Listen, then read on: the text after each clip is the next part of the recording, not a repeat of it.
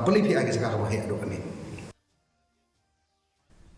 Yaka district level inter-school athletic meet arpusau bala penyait daka district sports office Nongpoh kala sedang henne kasni ha NSCA mini stadium Pahams Im Nongpoh.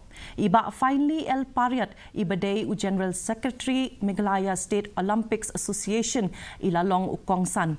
Haba ai jingkren iba Pariat ila ong baka sorkar bat ka Directorate of Sports kala le ya ka kam ka babha hakini ki arsnem balalet da ka ba penlong ya shibun jat kijing ele kai sport ila benrap ru ba kabai bam ka ba pra hajar tingka ha ka shisnem an ai shakinong ele kai sport bat kumba lai potali ki school na ka Distrik kilawan banishim benta ha ka ni Kelempung. International heroes, Olympic heroes.